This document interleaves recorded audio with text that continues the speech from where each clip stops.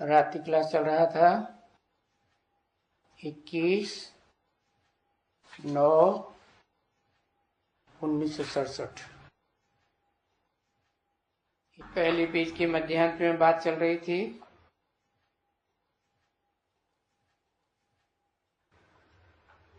जो अपन को वेजिटेरियन कहते हैं वो होते हैं वैष्णव। उनको वैष्णव कहा जाता है, परंतु विष्णु की संतान को वैष्णव कहा जाता है। और विष्णु की संतान तो विष्णुपुरी में ही होंगे ना। तो विष्णुपुरी को तो वैकुंठ कहा जाता है, और वो विष्णुपुरी तो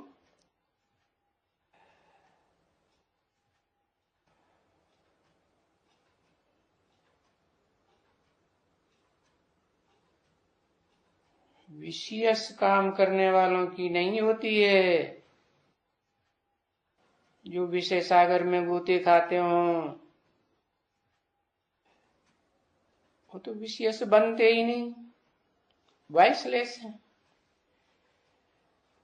कहा ही जाता है, उनकी बच्चों को भी कहा जाता है सर्वगुण संपन्न, 16 कला संपूर्ण, संपूर्ण हिंसक, मर्यादा पुरुषोत्तम। तो फिर वो जो 16 कला संपूर्ण बनने वाले लक्ष्मी नारायण हैं, उनकी वंशावली में वो ही 16 कला संपूर्ण हुए, तो उनको बनाने वाला तो उनसे ऊंचा होगा ना। उनको कहा जाता है विष्णु। तो विष्णु की संतान हुए वैष्णव।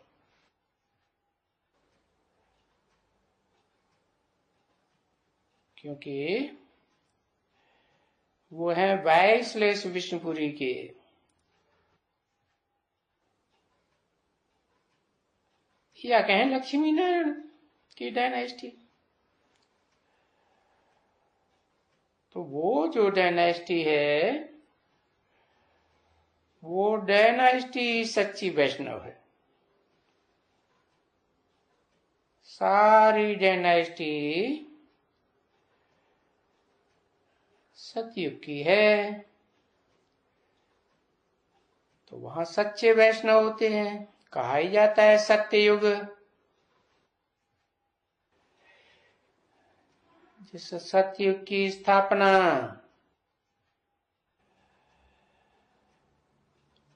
सत्य बाप ही आकर के करते होंगे।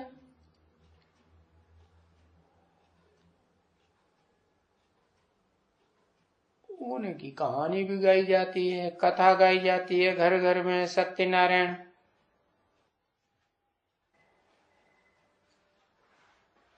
बाकी जिनकी कथा गाई जाती है वो तो उस समय की बात है जब इस 4 युगों की ह्यूज ड्रामा की शूटिंग हुई थी, रिहर्सल हुई थी। कलयुग के अंत और सतयुग के आदि में। तो बाप ने आकर के,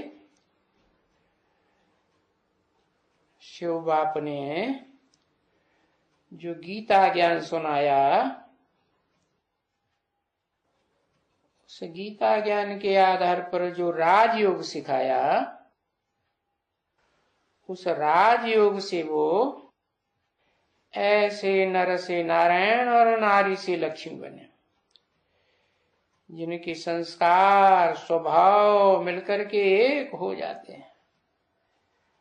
अर्थात कोई भी प्रकार का लड़ाई झगड़ा मारा मारी नहीं, न कर्म इंद्रियों से, न वाचा से, न मनसा से। वंशा के संकल्पों में भी कोई टकराहट नहीं। नहीं तो आज की दुनिया के वैष्णव अपने दिल पर हाथ रख करके पूछे, है पति पत्नी में कोई घर में ऐसा है जहां टकराहट ना होती हो? कहते हैं हम वैष्णव हैं, वैष्णव वंशी हैं। तो वो वैष्णव वंशी तो बिल्कुल कॉमन बात हो गई। और जो परमपिता परमात्मा शिव आकर के स्थापन करते हैं कलयुग के अंत में, नई दुनिया नया सतयुग बनाते हैं, तो वो तो एकदम अनकॉमन है। और वो वैष्णव बनाने वाला बाप शिव बाबा कहा जाता है।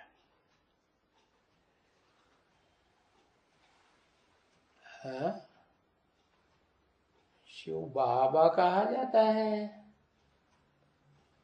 बाबा कैसे? बाबा तो ग्रैंडफादर को कहा जाता है, और शिव तो निराकार ज्योतिबिंदु है, ज्योतिर्लिंग कहा जाता है। तो वो निराकार जो अकर्ता अभोक्ता और अजन्मा है, वो तो बिंदु आत्मा है ना, प्योर बिंदु आत्मा है, या देवान का अंश है? थोड़ा है नहीं, वो तो एकदम बिंदु बिंदु आत्मा जो भी हैं प्राणी मात्र की, चाहे वो देवताएं हों स्वर्ग के सतयुग त्रेता के, और चाहे वो द्वैतवादी द्वापर युग के अनेक भाषाओं वाले, अनेक धर्म वाले, अनेक मतों वाले, अनेक राज्यों वाले दैत्य हों, जो आपस में भी लड़ते रहते हैं, और देव आत्माओं से भी लड़ते हैं। तो वो जो दुनिया है, जो भगवान ने नई दुनिया बनाई थी, उसको द्वैतवादी थोड़ी कहा जाता है। उनको तो देवताओं की अद्वैत दुनिया कहा जाता है। माने नहीं, द्वैत माने दो दो धर्म, दो दो राज्य, दो दो भाषाएं, दो दो मत, दो दो कुल नहीं होते हैं। वहां जो भी डायनेस्टी चलती है लक्ष्मी नारायण की सतयुग में, या त्रेता में राम की भी जो डायनेस्टी चलती है, उस डायनेस्टी में घर घर में एका होता है, क्योंकि यथा राजा तथा प्रजा। राजा रानी ही जब विष्णु संप्रदाय के हैं, कैसे हैं? विष्णु, विष्णु माने नो विषय टाल, विषय वासना का नाम निशान नहीं। तो उनको बनाने वाला या बनाने की तरकीब सिखाने वाला जो शिव है, वो तो कैसे होगा, है? क्या होगा? आत्मा होगा या देवान वाला होगा? नहीं, वो तो सदा शिव कहा जाता है। शिव का अर्थ ही है कल्याणकारी, सदा कल्याणकारी, या कभी कल्याणकारी कभी नहीं कल्याणकारी, सदा कल्याणकारी। सदा का मतलब क्या सतयुग त्रेता द्वापर कलयुग में कल्याणकारी? नहीं, वो तो इस षष्ठी रूपी रंगमंच पर प्रैक्टिकल शरीर से पार्ट ही नहीं बजाता, अगरबा है, देवताएं भी गर्भ से जन्म लेते हैं। द्वैतवादी द्वापर युग में जो अनेक धर्म आ जाते हैं, अनेक भाषाओं, अनेक राज्य वाले, अनेक धर्म वाले, द्वैतवादी युग में दैत्य कहे जाते हैं ना। तो उस दुनिया में तो होता ही है देह अभिमान, क्योंकि जो धर्म पिताएं आते हैं, इब्राहिम, बुद्ध, क्राइस्ट, वो भी देह अभिमानी होते हैं। क्या देह की जो भ्रष्ट इंद्रियां हैं, उनसे सुख लेने के जन्म जन्मांतर के आधीन हैं, आदि हुए पड़े हैं। उनको कोई भगवान ने डायरेक्ट आकर के थोड़ा ही पढ़ाया था। क्या राजयोग का ज्ञान, तो जो ज्ञान का भंडारी है, अकूट ज्ञान का भंडारी है, क्या गाते हैं उसके लिए?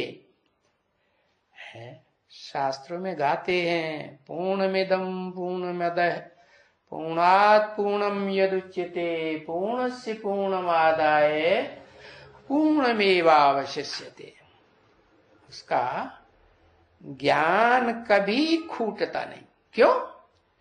क्योंकि जिन देहधारी धर्म पिताओं में देह भान होता है, उनको देह का संग का रंग लगता है। क्या? ये देह जो है ना, 5 तत्वों की बनी हुई, ये प्रकृति का चोला है। क्या? प्रकृति 3 गुणों से भरी पूरी है, सत्व प्रधान, सतो सामान्य, रजो और तमो। तो भगवान ने जो दुनिया बनाई थी, वो तो है ही सदा सत्य। क्या कहते हैं? सत्यम शिवम सुंदरम। तो वो अजन्मा निराकार शिव ज्योति बिंदु, जब जिसकी यादगार सोमनाथ मंदिर में बिंदु ज्योति की यादगार पत्थर के बड़े लिंग में हीरा ज्योतिर्मय दिखाया गया था, वो भी यादगार है, ओरिजिनल नहीं। क्या क्या कहेंगे? डुप्लीकेट या ओरिजिनल नहीं हो तो इस सृष्टि पर आता ही नहीं है। जब आता ही नहीं है तो वास्तव में तो उसकी पूजा भी नहीं होती है। और वो तो स्वयं कहता है, मैं न पूज्य बनता हूं न पुजारी बनता हूं। है तुम बच्चे जो इस सृष्टि रूपी रंगमंच पर भोग भोगते हो सुख का, वो क्या पूज्य भी बनते हो और पुजारी भी बनते हो। मैं अगर पूज्य बनूं देवता, तो मेरे को भी शरीर लेना पड़ेगा, क्योंकि देवताएं तो भोगवादी होते हैं। सुख भोगते हैं कि नहीं भोगते हैं? स्वर्ग में सुख भोगते हैं, अखूट स्वर्ग। पहले जन्म में तो अखूट सुख होता है, 16 कला संपूर्ण कहा जाता है। उससे तो ऊंची कलाएं चंद्रमा की भी नहीं कही जाती। कहते हैं चंद्रमा में अमृत होता है। अमृत पी करके देवताएं क्या बने? अमर बन गए। लंबी लंबी आयु होती थी और अपनी स्वेच्छा से शरीर छोड़ते थे। नहीं तो इस दुनिया में कोई मृत्यु चाहता है? कोई मृत्यु नहीं चाहता, सब घबराते हैं मृत्यु से, है। लेकिन देवताएं तो स्वेच्छा से, जैसे कपड़ा उतारा जाता है ना, तो ऐसे ही ये शरीर रूपी वस्त्र उतारते थे। तो ऐसी दुनिया सतयुग की बनाने वाला कब आता है? कलयुग के अंत में आता है। और कलयुग के अंत में जो महाविनाश होता है, क्योंकि प्रैक्टिकल में देखा जाता है कि कलयुग के अंत में ही एटॉमिक एनर्जी तैयार होती है ना, जिन्हें मिसाइल्स कहा जाता है। शास्त्रों में उनको मिसाइल की जगह मूसल बोल दिए। अब वो मूसल कह दो, लेकिन वो मूसल कोई लोहे के पेट में से नहीं निकले थे। ये तो बुद्ध रूपी पेट है।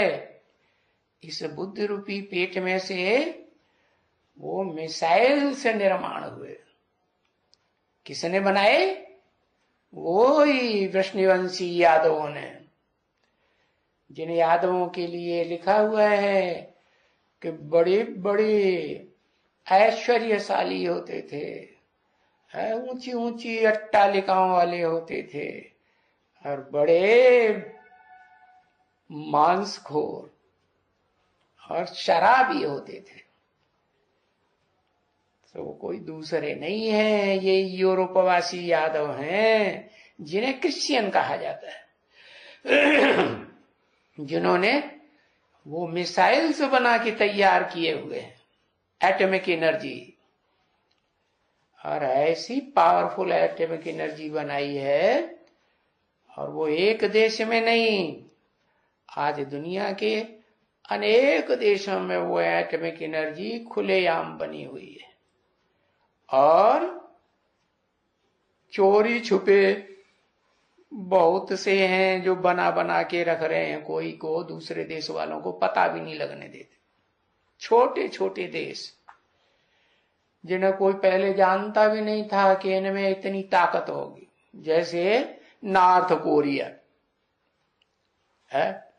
अभी सारी दुनिया के सारे देशों पर अमेरिका का बड़ा वर्चस्व है। इराक जैसे देशों को तो यूं ही उड़ा देते हैं, जैसे भस्म कर दिया, राजसत्ता ही खत्म कर दी। तो ऐसे ऐसे पुराने देशों को, ईरान है, अफगानिस्तान है, ऐसे ऐसे देशों, पुराने पुराने देशों को धमकी देने वाला अमेरिका, उसको छोटे से देश ने चिंताग्रस्त कर दिया। इतना चिंताग्रस्त कर दिया कि हाथ मिलाने के लिए, दोस्ती करने के लिए मजबूर हो गए। तो देखो, ये क्रिश्चियंस ऐसे नहीं है कि कोई द्वापर के अंत में हुए थे, वृष्णि कुल के वृष्णिवंशी यादव नहीं, वो तो कलयुग अंत की बात है, जिन्होंने एटॉमिक एनर्जी विस्फोट करके अपने वंश का भी विनाश किया। क्या? जो आज दुनिया में चारों तरफ फैला हुआ है, सभी देशों में उनकी ही चलाई हुई सरकार, प्रजातंत्र सरकार काम कर रही है। तो वो चतुर्थ विश्व शुद्ध करते हैं एटॉमिक एनर्जी का। तो शास्त्रकारों को आंख खोल करके समझ लेना चाहिए कि सारी दुनिया जब भस्म हुई थी, उन यादवों के साथ ही साथ वो कोई द्वापर का अंत नहीं था। द्वापर के अंत में तो कलयुग पापी युग आता है? बताओ, भगवान आकर के पापी युग बना के चला जाएगा तो भगवान के आने का फायदा क्या हुआ है? जो दुनिया में बाप होते हैं, कुटुंब परिवार बनाने वाले है, वो भी अपने बच्चों के लिए पुराने मकान को ध्वस्त करके नया मकान बनाते हैं। और वो तो बापों का बाप है, धर्मपिताओं का भी बाप है। क्या? धर्मपिता मनुष्य है ना, मनुष्यों का भी बाप आदम, एडम, आदिदेव, जिसे शंकर कहा जाता है। महाभारत में उसे नाम दिया है अर्जुन, विश्व विजेता। जिसने अर्जुन नाम धारण किया काम के आधार पर। क्या शास्त्रों में जितने भी नाम हैं वो सब काम के आधार पर नाम है। जैसे युद्ध में स्थिर रहा तो युधिष्ठिर है, और कर्मेंद्रियों से दुष्ट युद्ध करने वाला रहा तो दुर्योधन, और दुष्ट शासन करने वाला रहा तो दुशासन। तो जितने भी नाम हैं शास्त्रों में बताया ना, अर्जुन माने ज्ञान धन का अर्जन करने वाला। अब आदम तो मनुष्य है, नर है ना, नर को मनुष्य कहा जाता है ना। तो उन मनुष्यों ने जो दुनिया ये बनाई है, जो आज चल रही है द्वैतवादी द्वापर युग से, कौन से मनुष्य? इब्राहिम, बुद्ध, क्राइस्ट है, ये मनुष्य है ना, धर्म पिता है। और इनका बाप आदम। तो है ना, नर नामधारी मनुष्यों ने नरक बनाया है। क्यों? क्योंकि ये देह के अंदर सुख लेते हैं। आत्मा है, आत्मा तो देह में ही होती है ना। क्या आत्मा इस देह रूपी राज्य का राजा है। वो राजा कहां रहता है? कहते हैं हृदय में निवास करता है। शास्त्रों में लिख दिया। अरे हृदय में निवास करता है तो हनुमान जी ने अपना छाती फाड़ के दिखाई दिया, देखो हमारे हृदय में भगवान है। अरे भाई, राजा होगा तो जिस राज्य पर राज्य करेगा तो वो ऊंची गद्दी पर बैठेगा या नीचे बैठेगा? इस शरीर रूपी राज्य में तो ये 5 कर्मेंद्रियां हैं, 5 ज्ञानेंद्रियां हैं।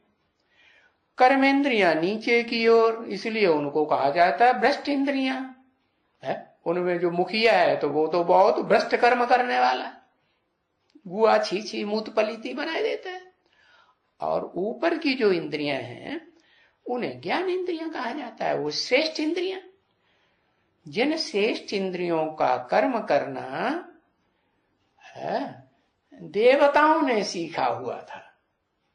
श्रेष्ठ इंद्रियों से कर्म करके सृष्टि रचते थे। क्या सृजनकारी करते थे, परिवार बनाते थे। वो देवात्माएं तो 16 कला संपूर्ण सतयुग में, त्रेता में 14 कला होती थी। लेकिन उनको भी बनाने वाला तो कलाओं से भी ऊंची स्टेज कलातीत का होगा ना। तो कब होगा? है सतयुग में भगवान आकर के है क्या राजयोग सिखा करके, गीता का ज्ञान दे करके राजा बनाएगा लक्ष्मी नारायण जैसा? नहीं। अरे वो तो सतयुग आरंभ होने से भी पहले ही आएगा ना, जब के मनुष्य कलाहीन बन जाते हैं। कलयुग के अंत में कोई भी मनुष्य में कोई भी गुण नहीं रहता। क्या सब गुणहीन। देवताएं 16 कला संपूर्ण सर्वगुण संपन्न, और कलयुग में आकर के सुख भोगते भोगते आत्माएं इतनी कमजोर हो जाती हैं कि कलाहीन बन जाती है, दुर्गुणी बन जाती है।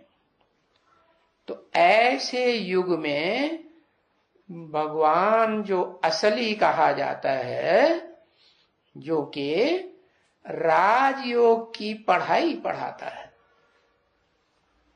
जिस राजयोग की पढ़ाई को प्रैक्टिकल जीवन में पढ़ने वाले इस दुनिया के सतयुग के आदि से लेकर के कलयुग के अंत तक कुछ न कुछ राजाएं राजाई लेने वाले, शासन करने वाले बनते जरूर हैं।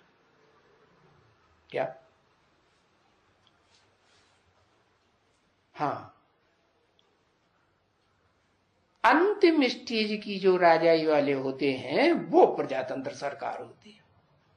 तो भी अल्पकाल के लिए तो राजा बनते हैं ना, 2-4 वर्ष के लिए, 5 वर्ष के लिए महाराजा बनते हैं। लेकिन भगवान ने कोई अल्पकाल की राजाई नहीं दी थी। जो सतयुग त्रेता नई दुनिया में स्वर्ग में राजाई थी, वो सारा जीवन राजा बन करके रहते थे। ऐसे नहीं कि आधा जीवन राजाई में रहे हैं, फिर गद्दी से उतार दिए जाए।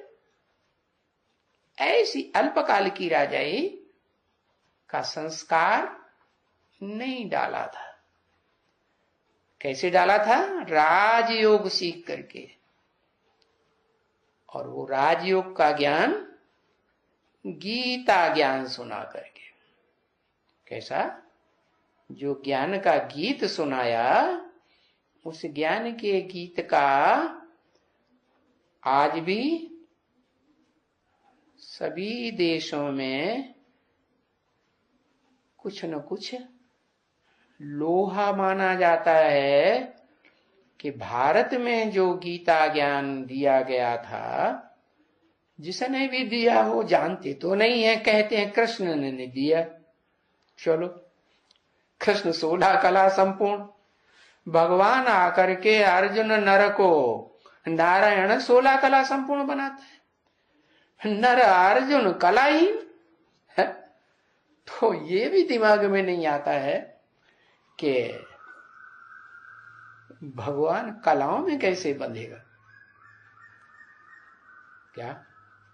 भगवान तो कलाओं से ऊपर होगा ना। तो नारायण को या राम को भगवान बताए देना, ये तो ठीक बात नहीं, क्योंकि वो तो देहधारी है ना। चलो, वो देहधारी कहते हैं शिव शंकर भोलेनाथ। अरे, वो भी तो शंकर नामधारी है, तो मूर्तिमान दिखाया जाता है ना, उसकी मूर्ति पूजी जाती है ना। है? अब मूर्ति है तो जिसका मतलब यादगार है शरीर की। ये शरीर भी क्या है? एक चैतन्य मूर्ति है ना। वो जड़ मूर्ति होती है जिसको अंधश्रद्धालु भक्त लोग पूजते हैं, है? और जरूर कभी चैतन्य रही होगी।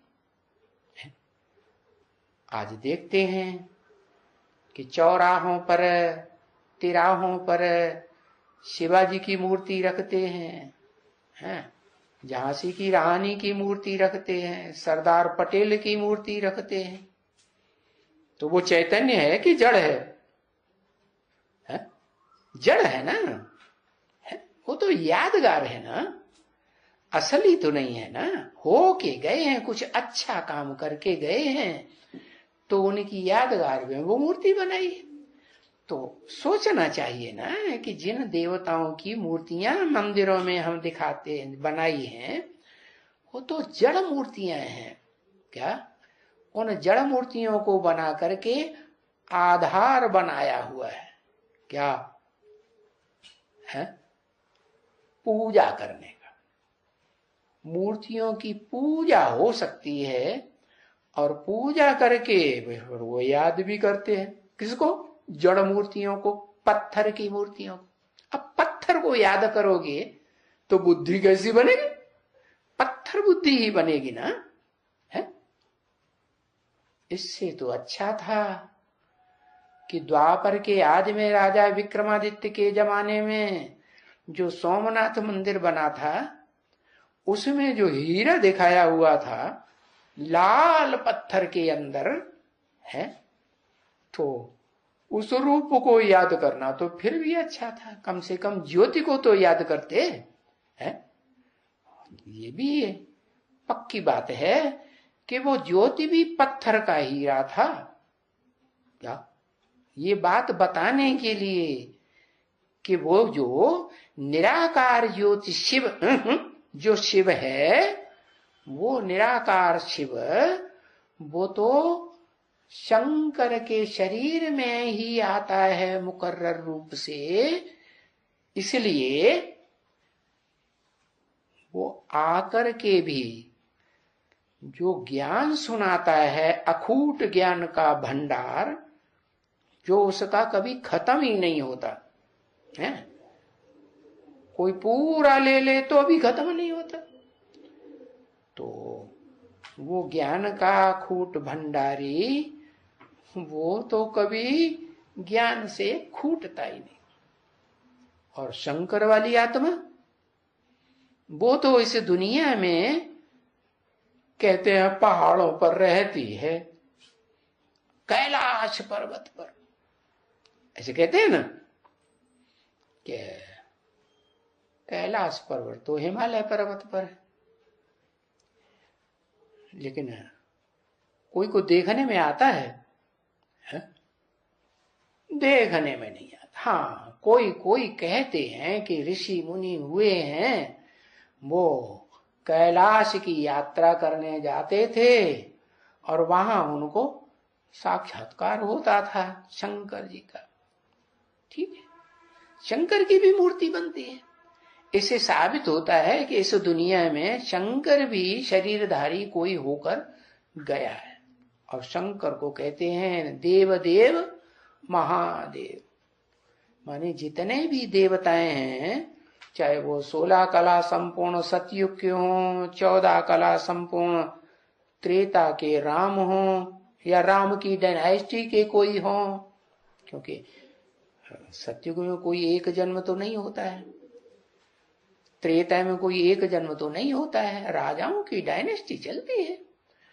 तो वो जो मूर्तिमंत देवताएं थे, चैतन्य है, आत्मा उनमें थी ना, तो वो आत्माओं की यादगार है कि उन आत्माओं ने सतयुग के आदि में नहीं, सतयुग से भी पहले है, कलयुग के अंत में, जब वो कलाहीन बन गई थी पूर्व चतुर्युगी में, है, तब वो निराकार शिव ज्योति ने, है, इस सृष्टि पर आकर के आदम कहो या शंकर कहो, है, या अर्जुन कहो, हाँ, उसके शरीर में प्रवेश करके, जैसे गीता में आज भी लिखा हुआ है ना, प्रवेष्टुम, में प्रवेश करने योग्य हूं,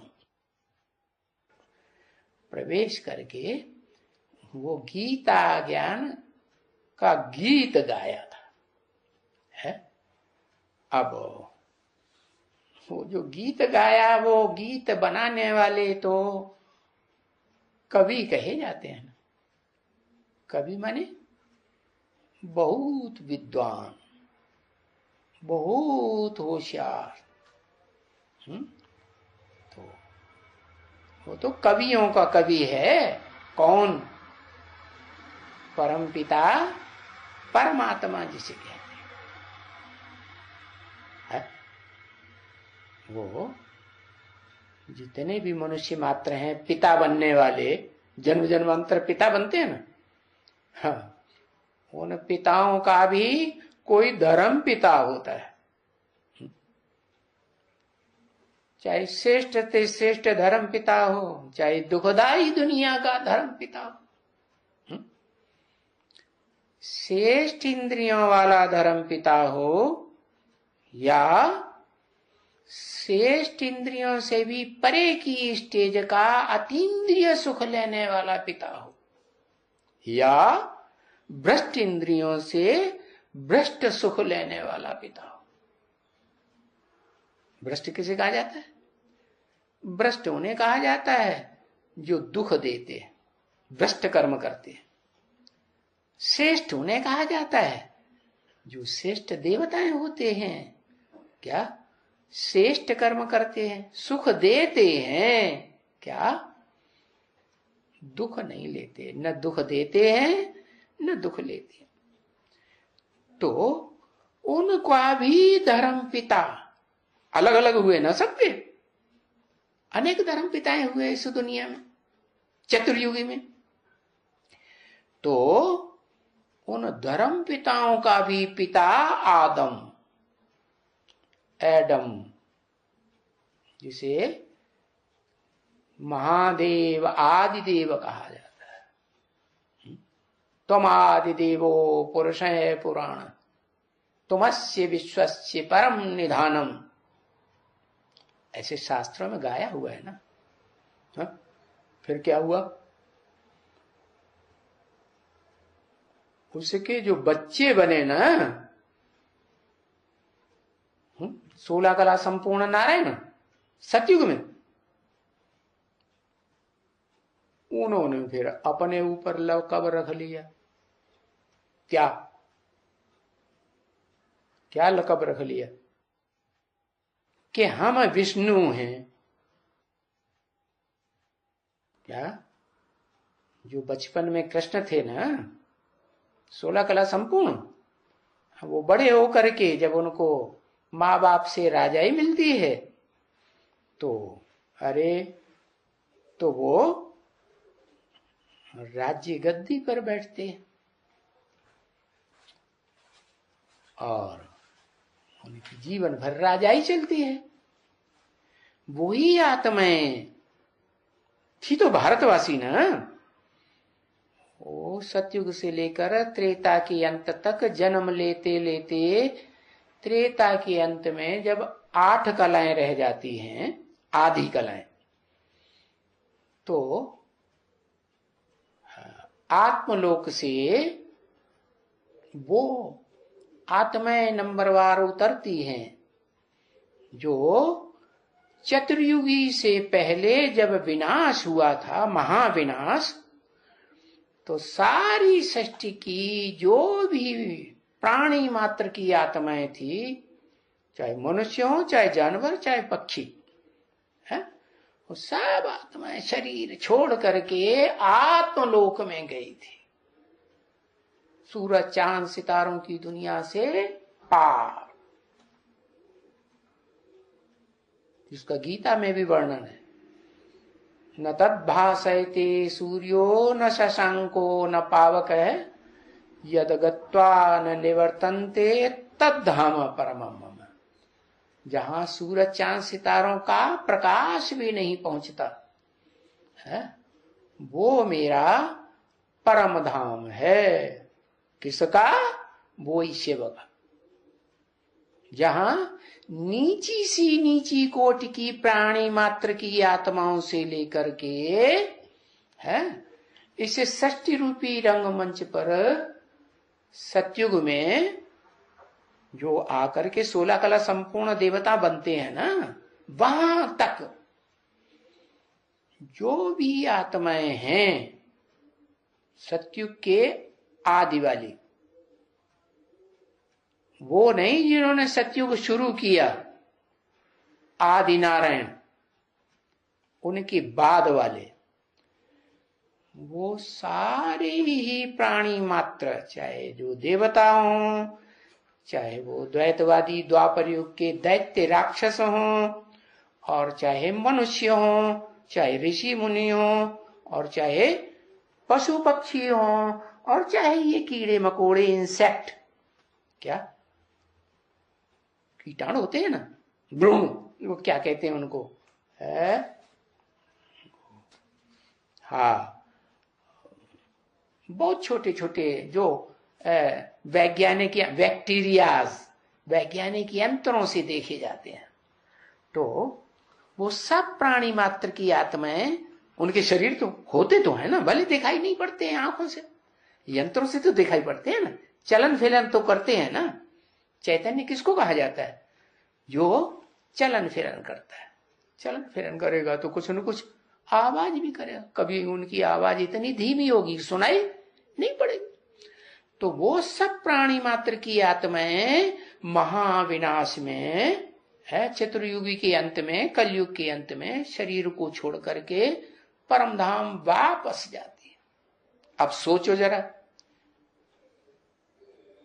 इस सृष्टि पे तो जलमयी हो जाती है। एटॉमिक विस्फोट होने से समंदर का पानी बॉइल्ड वाटर बनता है और कई दिनों तक मूसलाधार बरसात होती है, रात और दिन। यहां देखो 4-8 घंटे अगर मूसलाधार बरसात हो जाए तो घर डूबने लगते हैं, डूबते हैं कि नहीं? और वहां कई दिन तक मूसलाधार बरसात हुई, महाविनाश। कल बताया था ना, एटॉमिक विस्फोट होते हैं तो ऐसे जबरदस्त खतरनाक पावरफुल बॉम्ब हैं कि जो दूसरे ग्रह उपग्रह हैं, जहां तक मनुष्य आज पहुंच रहे हैं ना, वो सब हिल जाते हैं। इतनी जोर से हिलते हैं कि आपस में टकराने लग पड़ते हैं और टकरा टकरा के सब सृष्टि खलास हो जाती। तो पृथ्वीवासी रह जाएंगे क्या? वो सब प्राणी अपना शरीर छोड़ करके आत्माएं परमधाम वासी, आत्मलोकवासी, जिसे वो लोग अंग्रेज लोग कहते हैं सुप्रीम एबोर्ड है, सोल वर्ड। मुसलमान कहते हैं खुदा अर्श में रहता है, फर्श में नहीं। भले आज तो कहने लगे हैं, है क्या? शंकराचार्य आए, उन्होंने नई बात निकाल दी, परमात्मा सर्वव्यापी है, अपने को भगवान साबित कर दिया कि सर्वव्यापी है। तो जो ज्यादा पुरुषार्थ करेगा, ज्ञानी बनेगा, वो ही भगवान हुआ। कौन भगवान हुआ? वो भगवान हुआ जो सब धर्म वालों को ध्वस्त कर दे, नीचा दिखा दे। तो शंकराचार्य ने तो भारतवर्ष में चारों दिशाओं में अपने मठ स्थापन कर दिए, उनका तो कोई ने मुकाबला कर ही नहीं पाया। तो उन्होंने ये युक्ति निकाल ली, क्या क्या? आत्मा सो परमात्मा, आत्मा सो परमात्मा। अच्छा, माना कीड़ा मकोड़े की आत्मा है, मच्छर मक्खी की आत्मा सो परमात्मा। अरे भाई, कीड़ा मकोड़ा की आत्मा वो शरीर रूपी वृक्ष का बीज है ना, है? बीज जैसा होगा वैसा ही तो वृक्ष पैदा होगा, है? बैंगन के बीज से आम का पेड़ बनेगा? बनेगा? कैसे बनेगा? बनेगा नहीं। तो ये सोचने की बात है ना कि बीज तो अविनाशी होता है। देखो शास्त्रों में भी लिखा हुआ है कि जब नई सृष्टि बनी जलमयी के बाद, तो सारे बीज इकट्ठे किए गए सब प्राणियों के, और उन प्राणियों के बीजों को इकट्ठा करके नाव में सुरक्षित करके रख लिया ताकि नई सृष्टि चल सके। तो देखो बीज तो अविनाशी होता है ना। जो बीज है ना, वो बीज पथरीली जमीन पे डाल दो, वर्ष वर्ष बरसात होती है, सूरज की धूप पड़ती है, पत्थर भी टूट जाते हैं, टूटते हैं ना, बार बार ठंडी बार बार गर्मी, तो पत्थर भी टूट करके मिट्टी बनते हैं। और वो बीज उस मिट्टी में जब बरसात होती है तो फिर उग जाते हैं। तो जब उनको मौसम मिलता है तब ही होंगे ना। तो ऐसे ही ये मनुष्य सृष्टि में मनुष्य बीज हैं, आत्माएं, मनुष्यों की आत्माएं, और प्राणियों की आत्माएं भी होती है। तो जैसा बीज होगा वैसा ही वृक्ष बनेगा। हाँ, ये है कि मनुष्य में मन और बुद्धि होती है, और दूसरे प्राणियों में, पशु पक्षियों में, कीड़े मकोड़ों में बुद्धि नहीं होती है, मन नहीं होता है, सोच विचार संकल्प करने वाला। बुद्धि फैसला करने वाली नहीं होती है, परख शक्ति नहीं होती है। तो मनुष्य में अंतर हुआ ना दूसरे प्राणियों में। क्या अंतर हुआ? अरे नाम से ही साबित होता है। मनुष्य किसकी औलाद? मनु की औलाद को मनुष्य कहा जाता है।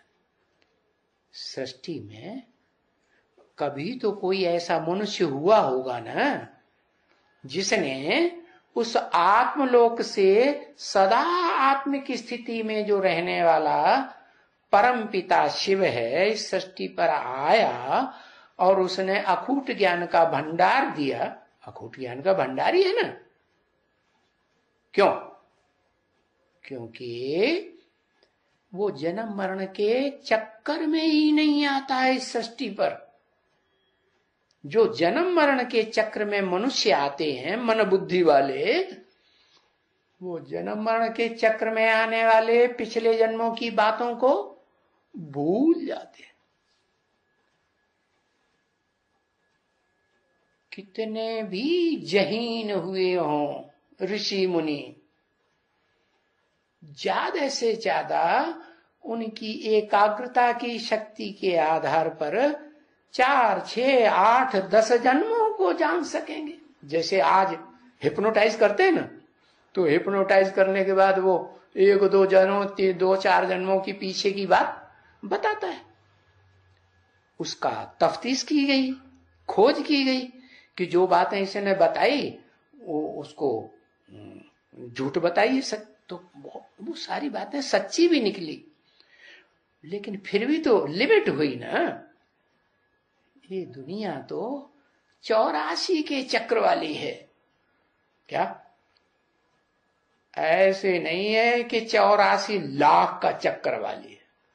ये तो परमात्मा सर्वव्यापी बनाने वालों ने अपनी तिकड़म भरा करके ये बात निकाल दी कि आत्मा जीव जंतुओं में भी होती है, आत्मा मनुष्यों में भी होती है।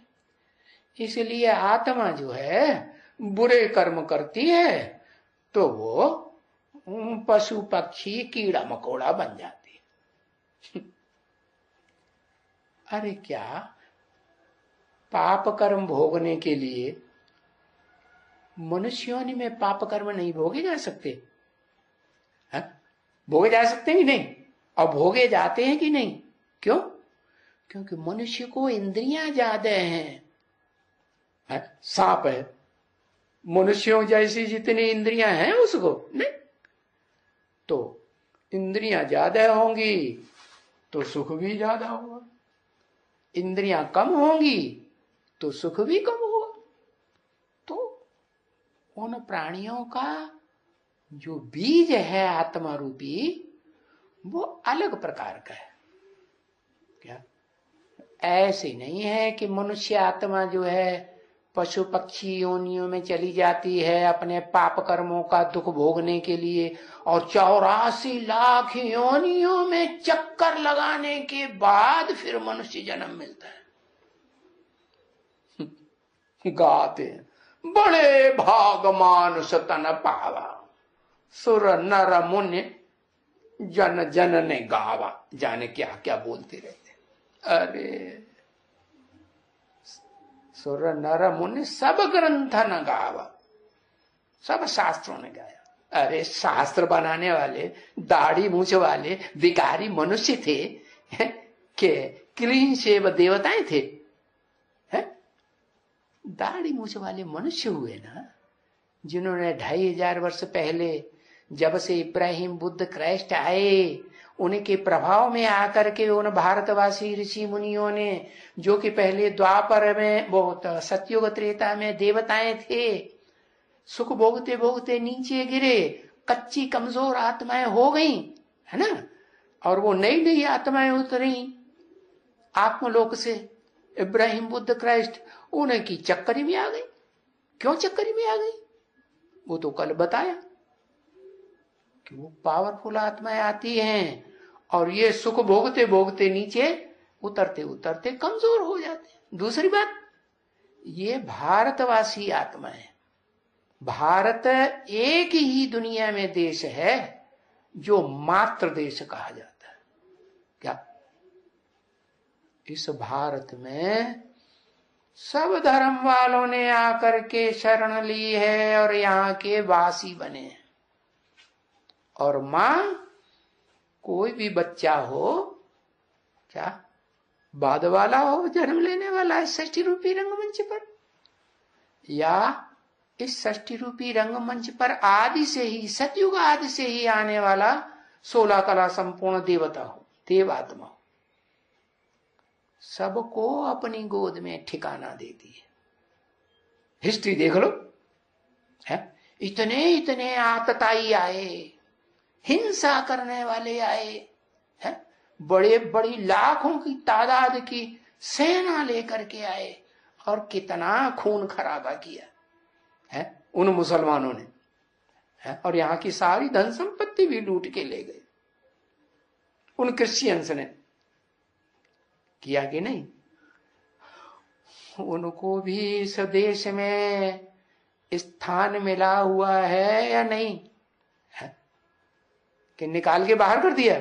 नहीं, मां सब बच्चों को अपनी गोद में स्थान दी। कैसा भी लुच्चा, लफंगा, चोर, डकैत, कैसा भी नीच कर्म करने वाला बच्चा हो, मां उसे अपने नजदीक, अपनी गोद में ही रखना चाहेगी। तो ये भारत ही एक ऐसा देश है जहां परम पिता, परम माने उससे ऊंचा कोई पिता होता ही नहीं। आज घर घर में पिताएं हैं, कोई न कोई धर्म को मानने वाले, उनके धर्म पिताएं, वो उनके भी बाप, और धर्म पिताओं का भी जो बाप है इस षष्ठी रूपी रंगमंच पर, वो है पुराने ते पुराना आदम,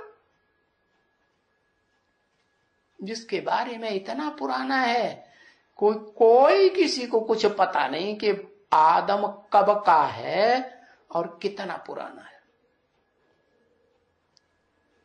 तो वो आदम, एडम, शंकर कहो, अर्जुन कह दो, शास्त्रों में गीता, भगवत गीता में अर्जुन नाम दिया। ज्ञान का अर्जन करने वाला है। ज्ञान का अर्जन कोई लल्लू चप्पू मनुष्य देहधारी धर्म गुरुओं का ज्ञान नहीं।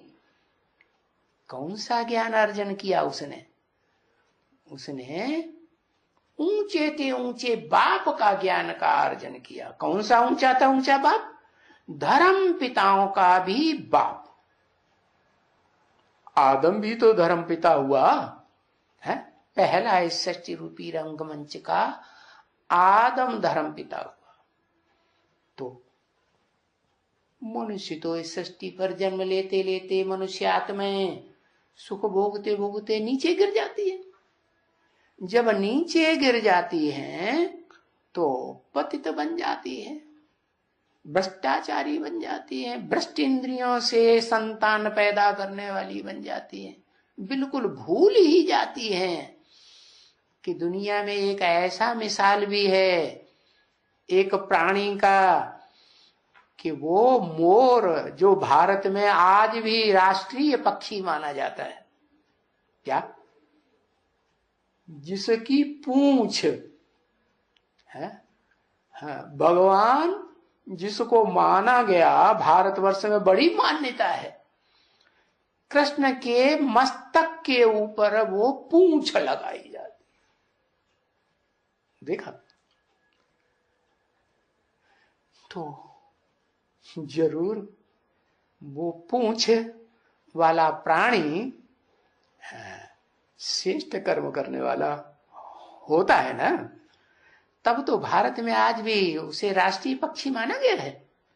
और अगर कोई उसे मार दे तो उतनी ही सजा, कितनी, जितनी मनुष्य को मारने से सजा मिलती है वो ही सजा मिलेगी, इतना महत्व है। तो उसमें क्या विशेषता? उसमें एक तो ये विशेषता कि वो मोरनी मोर का आंसू पीती है, और साधारण अवस्था में चलते फिरते सोते बैठे आंसू नहीं पीती है। जब वो डांस करता है ना, दुनिया में जितने भी प्राणी हैं, पशु पक्षी मनुष्य, इतना बढ़िया सुहाना डांस और किसी का नहीं। उन्होंने वो छमक छमक समझ लिया डांस, क्या जो आजकल फिल्मों में दिखाए रहे हैं, बड़ी नचकैया करते हैं कमर मटकाए मटकाए के। वास्तव में वो भगवान बाप इस सृष्टि पर जब आते हैं, परम पिता माने धर्म पिताओं का भी पिता, बड़े से बड़ा धर्म पिता आदम का भी पिता, क्या शंकर का भी पिता, जो महादेव कहा जाता है भारत में, देवताओं का भी बड़ा देवता, उसमें प्रवेश करते हैं। प्रवेश क्यों करते हैं? क्योंकि उनको अपना शरीर है ही नहीं। अगर उनको अपना शरीर हो तो इस रूप षष्ठी रूपी रंगमंच पर, इस पृथ्वी पर, यहाँ जो प्रकृति की जहां खेल चलता है 5 तत्वों का, प्रकृति किसे कहते हैं? पृथ्वी, जल, वायु, अग्नि, आकाश, इनका जो संघात है उसको प्रकृति कहा जाता है। तो जहां इस दुनिया पर 3 गुणों वाली प्रकृति का खेल चलता है, उन 3 गुणों में बंधना पड़े। क्या? दुनिया की हर चीज पहले सतो प्रधान सुखदायी होती है, बीच में रजो प्रधान सुख और दुखदायी होती है। सुख कम और दुख बढ़ता जाता, और जब तमो प्रधान बनती तो दुख बहुत और सुख बहुत थोड़ा। तो ऐसी सृष्टि में उस परमपिता को भी आना पड़े। तामसी बुद्धि वाला बनेगा, तामसी बुद्धि वाला बनेगा ना अंत में, जन्म बाई जन्म चक्कर लगाते लगाते, तो फिर उसको ज्ञान कौन देगा? अरे कौन देगा? वो तो नीचे आ गया। अरे वो शरीर धारण करके अगर इस सृष्टि पर आ जाए तो वो भी नीचे गिरेगा ना, दुनिया का जो 5 तत्वों के शरीर में बंध करके। इसलिए एक आत्मा ये ड्रामा प्लेन अनुसार ऐसी बनी है, ये ह्यूज ड्रामा है सृष्टि रूपी रंगमंच का। क्या दुनिया में छोटे मोटे ड्रामा खेलते हैं मनुष्य, वो ड्रामा नहीं, ह्यूज ड्रामा है। इससे बड़ा ड्रामा और कोई होता नहीं। और इसका डायरेक्टर भी बड़े से बड़ा डायरेक्टर, और वो डायरेक्टर शिव सुप्रीम सोल, वो पर्दे के पीछे रह करके प्रॉम्प्टिंग करता है। क्या जो ड्रामाबाजी सीखने वाले होते हैं ना, वो जानते हैं कि ड्रामा जो है वो रंगमंच पर खेलने वाले अच्छे से अच्छे खिलाड़ी, पार्टधारी, वो तो देखने में आते हैं, लेकिन उनको प्रॉम्प्टिंग करने वाला, डायरेक्शन देने वाला पर्दे के पीछे रहता है सदैव। तो वो सुप्रीम सोल कभी इन आंखों से देखने में आता नहीं। हाँ, वो प्रवेश करता है। तो जिस आदम के तन में प्रवेश करता है शंकर में, वो आदमी ही है अर्जुन, ज्ञान का सबसे जास्ती अर्जन करने वाला। क्यों?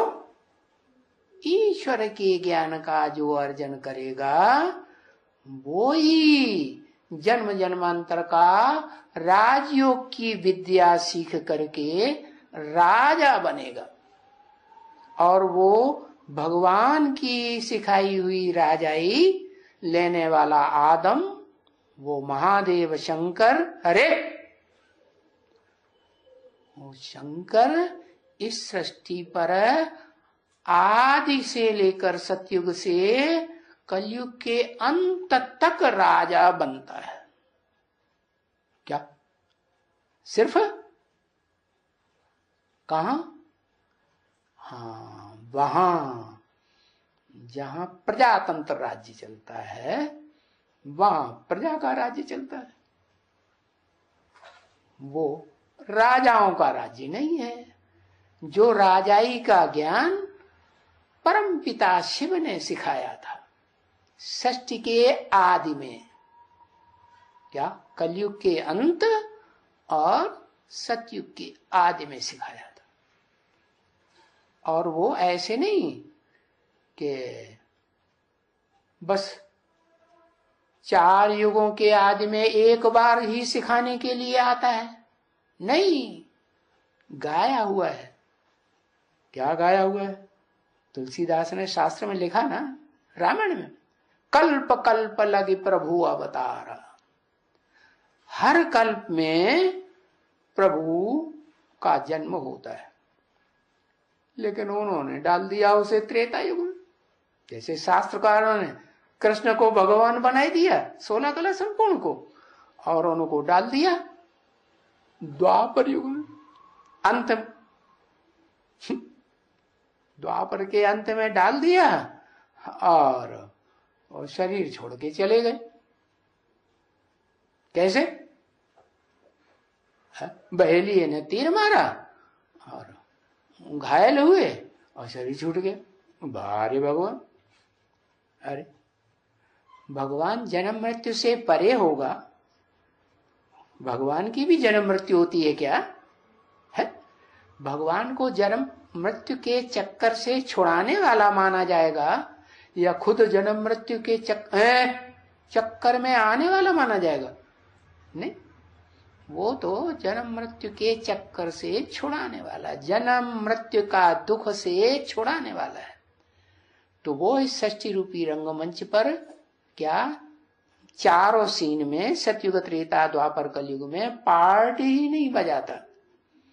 वो तो सिर्फ जैसे और धर्म पिताएं इस सृष्टि रूपी रंगमंच पर आते हैं 100 साल के अंदर ज्यादा से ज्यादा, कोई भी धर्म पिता हो, 100 साल के अंदर उन्होंने अपना अपना धर्म स्थापन करके अपना काम पूरा किया। ऐसे ही वो निराकार शिव ज्योति सृष्टि रूपी रंगमंच पर कलयुग के अंत में और सतयुग के आदि काल में 100 साल के संगम युग में आती है।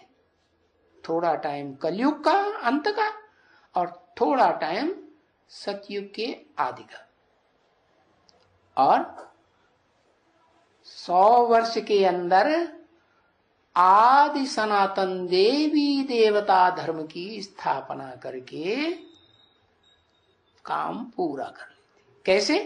ज्ञान सुनाकर। अरे वो और क्या दे सकती है? वो तो ज्ञान का अखूट भंडार है ना, निराकार है ना। तो निराकार बाप से क्या वर्षा चाहिए? ऊंचते ऊंच बाप है ना, तो ऊंचते ऊंच वर्षा देगा या अल्पकाल का वर्षा देगा? ऊंचते ऊंच वर्षा देगा। ऊंचते ऊंच वर्षा है ज्ञान का अखूट भंडार। तो उस ज्ञान के अखूट भंडार को नंबरवार धारण करेंगे या सब एक जैसा धारण करेंगे? नंबरवार ही धारण करेंगे। क्लास में जो स्टूडेंट्स होते हैं, पढ़ने वाले, सब एक जैसे होते हैं क्या? नहीं, नंबरवार होते हैं। हाँ, कभी कभी ऐसा होता है कि जो अव्वल नंबर में पास होता है उसके बाद कोई दोबारा कापियां जांची जाए तो कोई और प्लस में निकल पड़ता है। तो ऐसे ही है कि वो परमपिता परमात्मा शिव जब इस सृष्टि पर आते हैं तो अपना साथी किसी को बनाएंगे, जीवन साथी।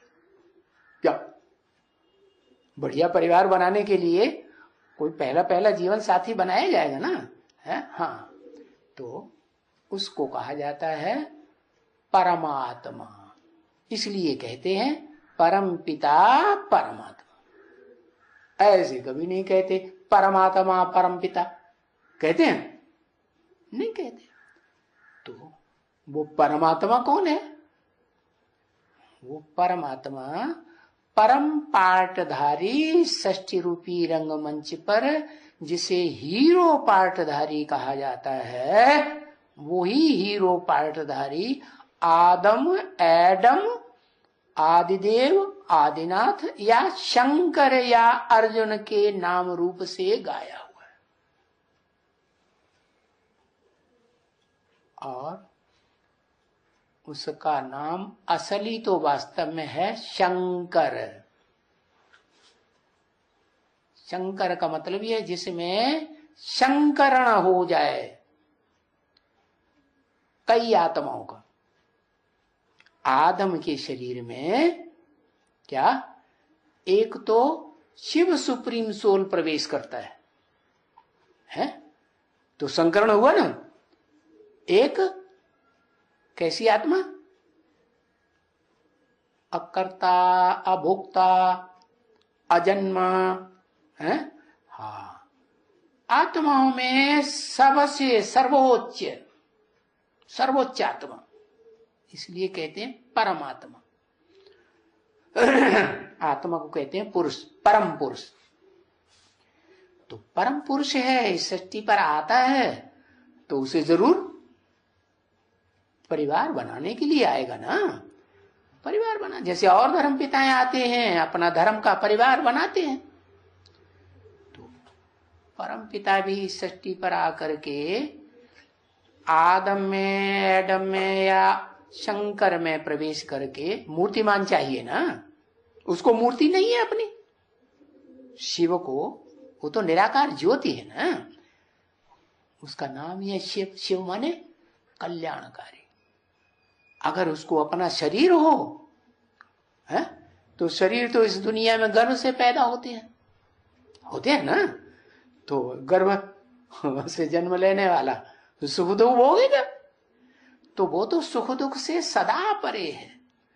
प्रवेश करके पार्ट बजाता है तो भी न सुख भोगता है न दुख भोगता। सुख दुख तब भोगे वो आत्मा भोगे जिसको संग का रंग लगता हो। क्या?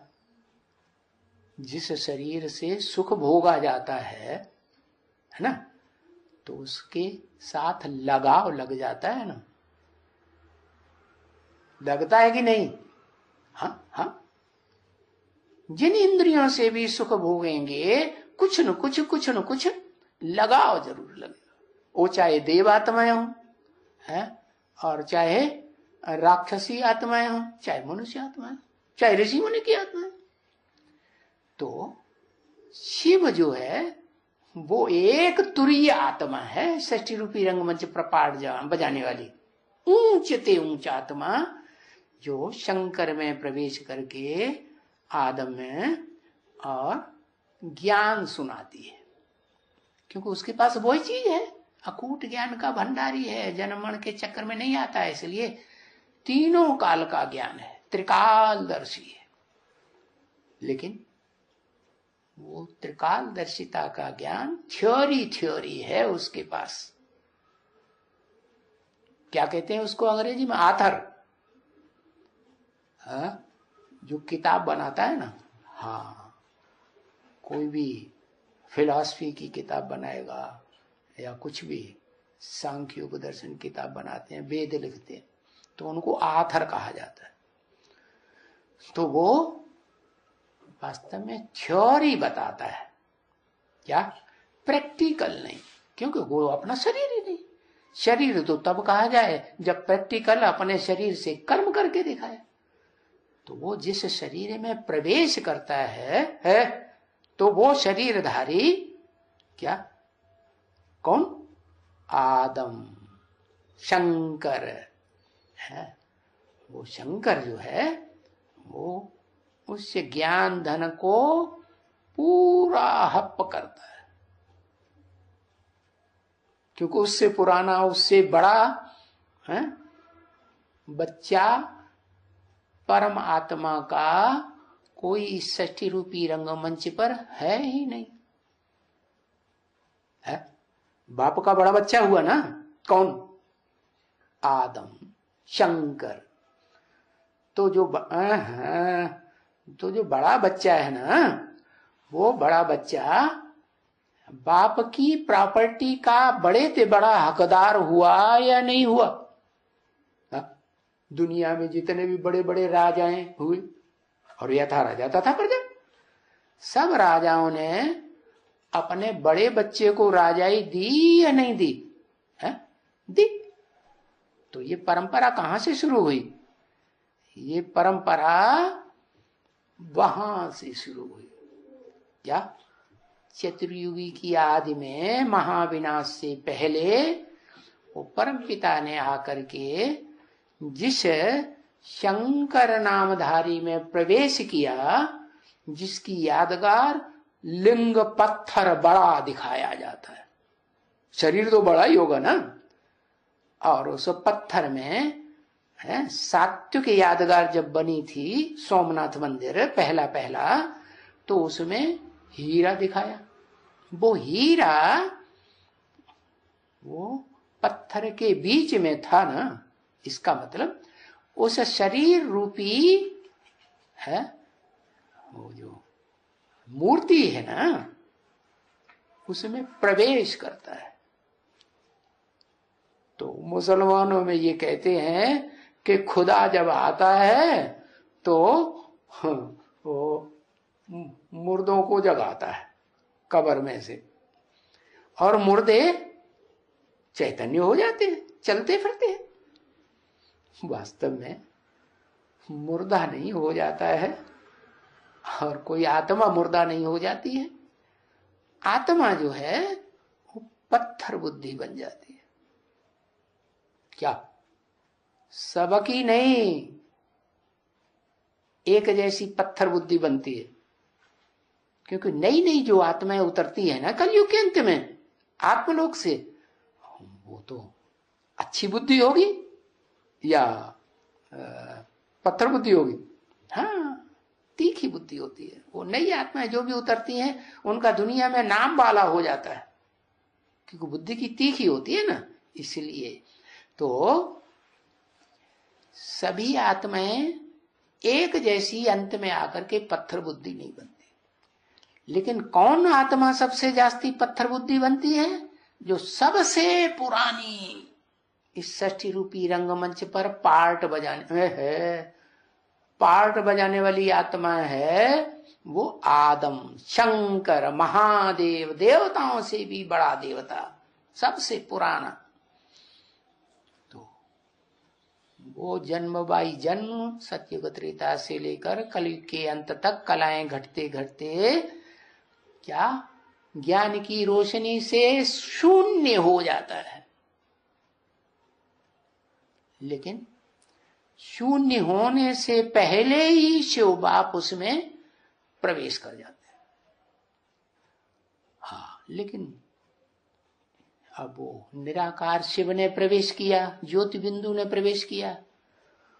वो भूत प्रेत आत्माओं की तरह हल्की आत्मा है, हल्की फुल्की है, या भूत प्रेत आत्माओं की तरह भारी है? भूत प्रेत आत्माएं प्रवेश करती हैं तो झटका लगता है? चेहरा मोरा बदल जाता है। पावरफुल होती है ना, उनका सूक्ष्म शरीर होता है, तो उनका वजन महसूस होता है, लेकिन शिव को तो शरीर, सूक्ष्म शरीर भी नहीं, स्थूल शरीर भी नहीं, तो जिसमें प्रवेश करता है उसको पता ही नहीं चलता कब प्रवेश किया और कब निकल जाए। क्योंकि ये तो ठीक है, दुनिया में जो भी मनुष्य आते हैं उनका कोई एक मुकर्रर एड्रेस होता है, मुकर्रर मकान होता है जिसमें वो रहते हैं। ऐसे ही शिव परमात्मा का वो आदम का, अर्जुन का शरीर रूपी रथ है, उन 100 साल के लिए मुकर्रर रथ है। अब ऐसे नहीं है कि वो सदैव रथ में बैठा रहेगा, नहीं, वो बैल कहा जाता है। इसलिए शिव के मंदिरों में कौन सा जानवर दिखाया जाता है? बैल दिखाया जाता है।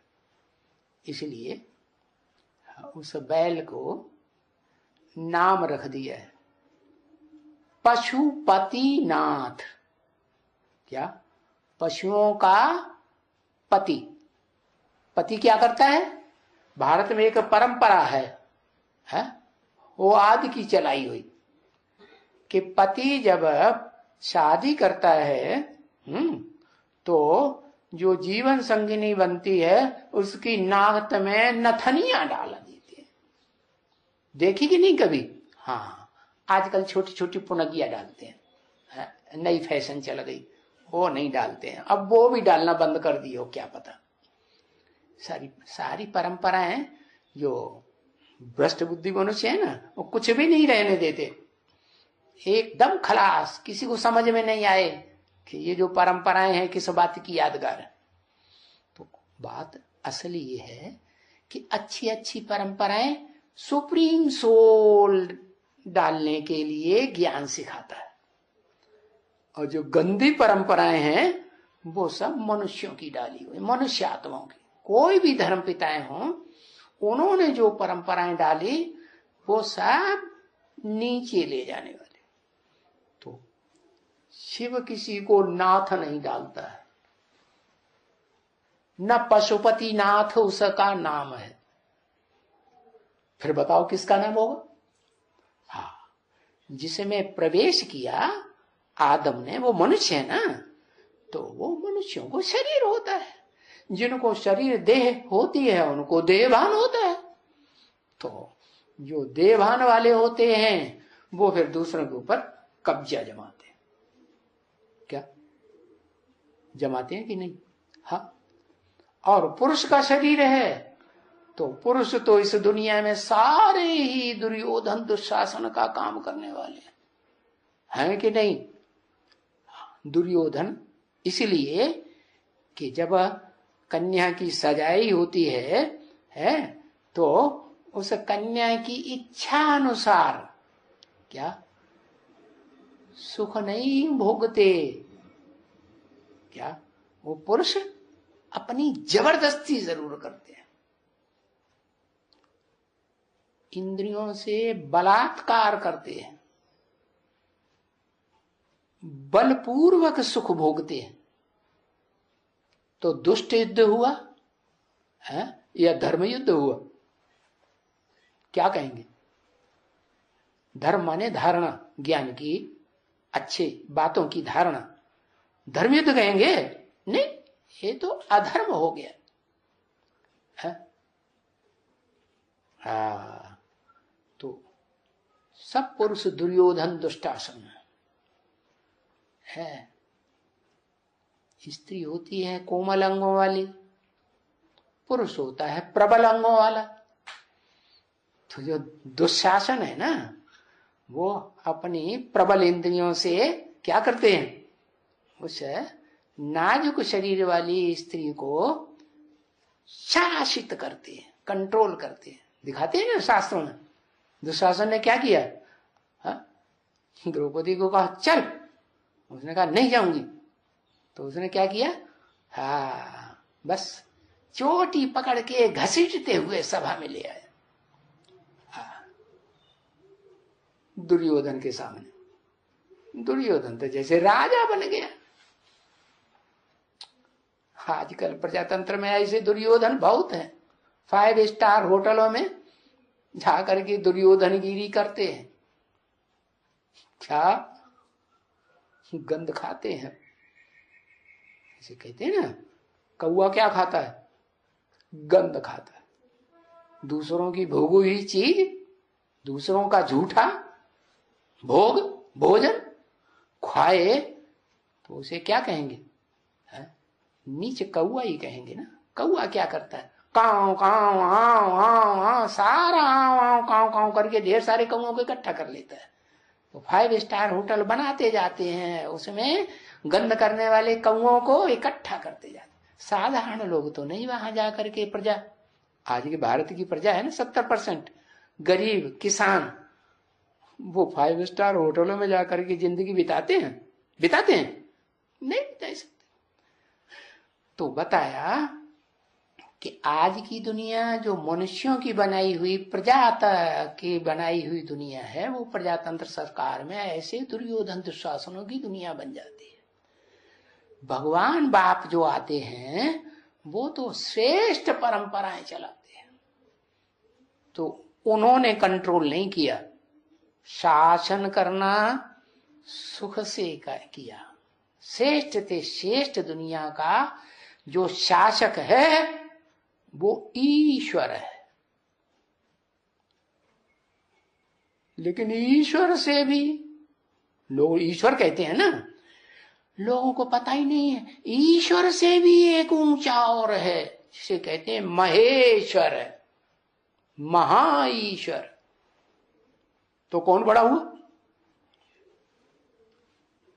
कौन बड़ा हुआ? महेश्वर। महेश्वर कौन हुआ? कौन सी आत्मा हुई?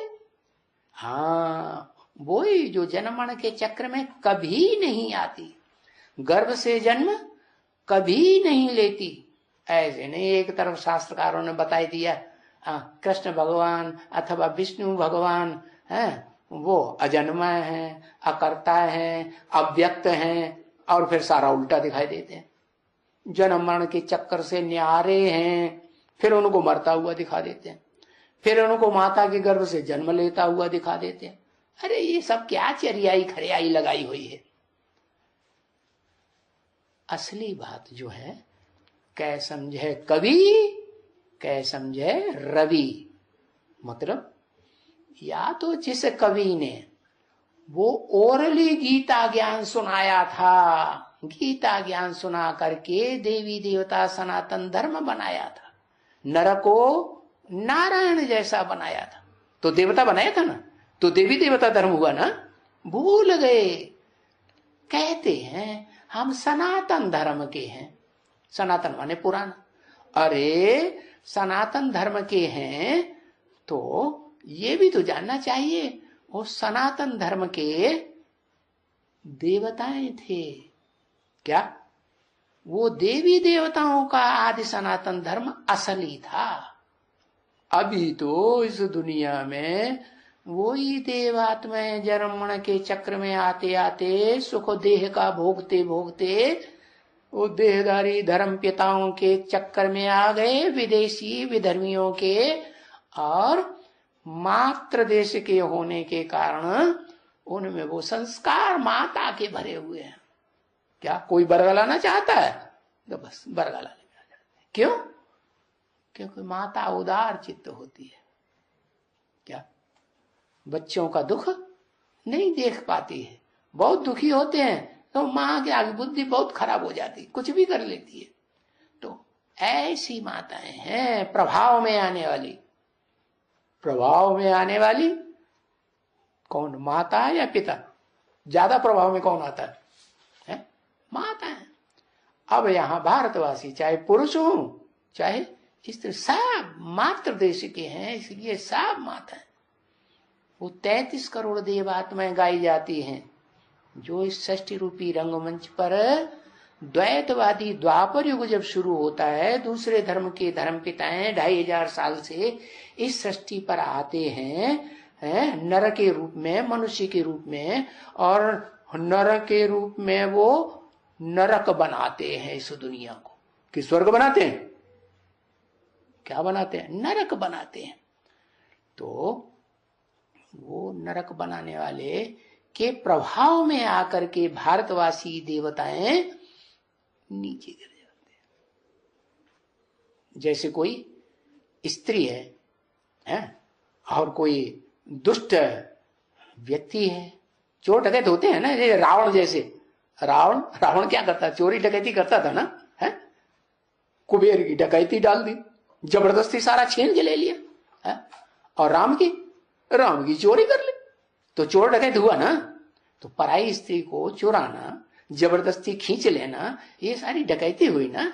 तो ये काम जो है करने वाले वो दुर्योधन दुशासन जो कहे जाते हैं महाभारत में, वो ये धर्म पिताएं इस सृष्टि पर जब से आए हैं तब से ऐसी दुनिया बनी जहां जन्म लेते लेते वो देव आत्माएं भ्रष्ट बुद्धि बन गई। और भ्रष्ट बुद्धि बनते बनते सबसे पुराना देवता होगा वो ज्यादा भ्रष्ट बनेगा, या बाद में त्रेता के अंत में आने वाला ज्यादा भ्रष्ट बनेगा? सबसे पुराना तो वही आदम वाली आत्मा, जिसमें भ्रष्ट होने से थोड़ा समय पहले शिव बाप प्रवेश करते हैं और गीता ज्ञान सुनाते हैं। उसे पता ही नहीं चलता कि मेरे अंदर कौन ज्ञान सुनाता है। तो वो आत्मा क्या करती है? वो समझती है कि मैं ही बड़ा पुरुषार्थी हूं, मैं बड़ा ज्ञानी हूं।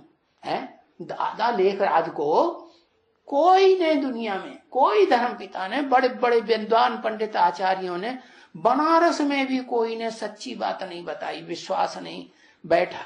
और मैंने तो बता ही दिया। क्या क्या बता दिया? कि तुमको जो साक्षात्कार हुए, इन साक्षात्कारों का ये अर्थ है कि तुमको सफेद पोष ब्रह्मा बनना है, क्योंकि तुम्हें सफेद पोष व्यक्ति का साक्षात्कार हुआ, ब्रह्मा दाढ़ी मूछ वाले का, और विष्णु का साक्षात्कार हुआ। इसका मतलब अब सतयुगी नई दुनिया आने वाली है, वहां तुमको कृष्ण के रूप में जन्म लेना। कृष्ण का साक्षात्कार हुआ तो, और विनाश का भी साक्षात्कार हुआ। तो उन्होंने सारी बातें क्लियर कर दी और दादा लेखराज को विश्वास बैठ गया। तो उन्होंने खुद जाना, बताने वाले ना, कि मेरी आत्मा ने ये करिश्मा किया जो बड़े बड़े विद्वान पंडित आचार्यों ने नई बात बता पाई, संतुष्ट नहीं कर पाया, या कोई और हस्ती है जो उसके अंदर काम कर रही थी। नहीं जाना। क्योंकि उसको क्यों नहीं जाना? क्योंकि वो आत्मा है, हल्की फुल्की ज्योति बिंदु आत्मा, ज्योतिर्लिंग, स्फुरलिंग कहो, तो पता ही नहीं चलता। तो उनकी बुद्धि में तो वही शास्त्रों का ज्ञान भरा हुआ था। उन्होंने समझा मैं ही भगवान हूं।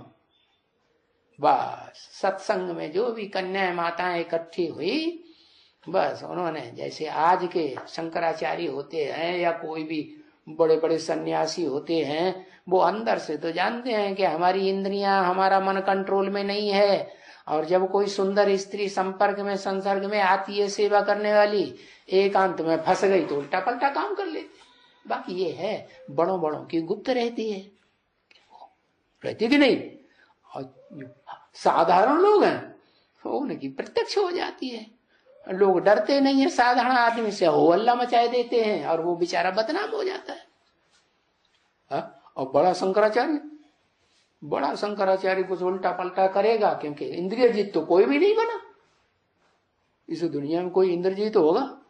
इंद्रियों को जीतना तो सिवाय परमपिता के, शिव के, और कोई सिखा ही नहीं सकता। वो राजयोग का ज्ञान परमपिता शिव सिर्फ आत्माओं में, जन्म मरण के चक्र में आने वाली आत्माओं में, जो बड़ा बच्चा है महादेव की आत्मा, जिसे कहते हैं त्रिनेत्री, जिसका पहले पहले संसार रूपी है दुनिया में वो क्या कहते हैं, नेत्र खुलता है ज्ञान का। ये आंखें स्थूल आंखों को ज्ञान नेत्र नहीं कहेंगे। क्या? ज्ञान नेत्र, तीसरा बुद्ध रूपी नेत्र, ऐसा बुद्ध रूपी नेत्र जो अंतिम जन्म में सुख भोगते भोगते चारों युगों में जन्म लेते लेते पत्थर बुद्धि बन जाती है आत्मा। बुद्धि माने आत्मा, मन बुद्धि का संयोग जो है इस सृष्टि पर आत्मा कहा जाता है।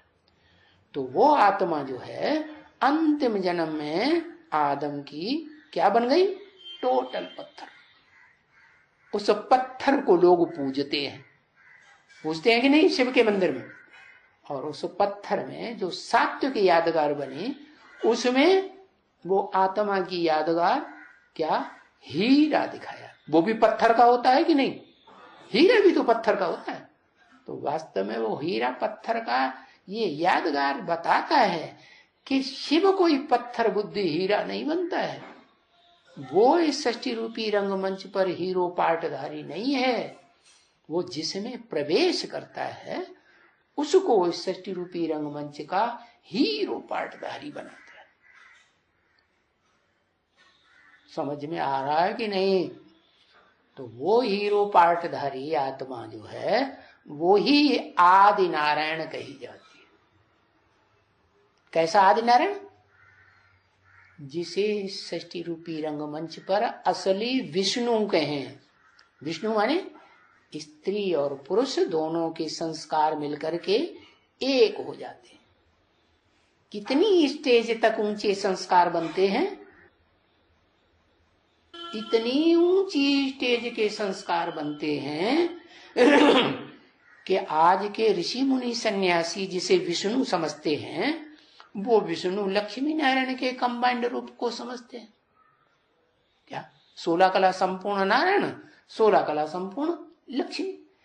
लेकिन उनको भी जन्म देने वाला वो आदि नारायण और आदि नारायण, आदि देवी, आदि देव, हाँ, जिनको कहा जाता है शंकर पार्वती कहा जाता है ना। पार्वती नाम का अर्थ ही है पार लगाने वाली।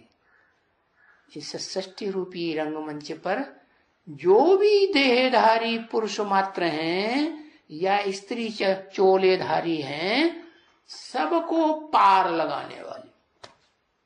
क्या? क्या? पुरुष शरीर को आज की दुनिया में भले उसमें सुप्रीम सोल प्रवेश करता है, तो क्या प्रवेश करने मात्र से ही उसको पहचान हो जाती है कि मेरे अंदर कौन प्रवेश कर गया? नहीं प्रवेश कर गया, मालूम ही नहीं पड़ता। तो पत्थर बुद्धि है कि पारस बुद्धि आत्मा है? पत्थर बुद्धि है ना। तो वो पत्थर बुद्धि आत्मा जो है वो पता नहीं लगता उसे, और वो अपन को ही सबसे ऊंची हस्ती समझने लग पड़ती है।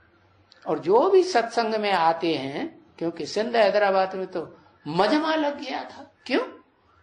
क्योंकि वहां लाइन लग गई थी साक्षात्कार करने वालों की। क्या? ढेरों लोगों को साक्षात्कार होते थे। और वहां की जो 9 लाख प्रजा थी उस समय सिंध हैदराबाद की, चारों तरफ लहर फैल गई है। और वहां ढेर सारी कन्याएं माताएं आने लगी। और कोई कोई तो अपने घर बार छोड़ करके पूरी सरेंडर होके रहने लगी। अब उतने बड़े संगठन में वो आदम जी महाराज पत्थर बुद्धि आखिरी जन्म में बने, तो उन्होंने तो अपने को समझ लिया कि हम ही भगवान हैं। क्या समझ लिया? आत्मा सो परमात्मा। उनकी बुद्धि में तो वही शास्त्रों का ज्ञान बैठा हुआ था। तो वो शास्त्रों का ज्ञान बैठा हुए नहीं होने के कारण उन्होंने जो देहधारी मनुष्य कर, अरे भाई देहधारी मनुष्य जो इस दुनिया में सन्यासियों का ढोंग करते हैं ना, तो उन्होंने भी वो ढोंग कर लिया। क्या?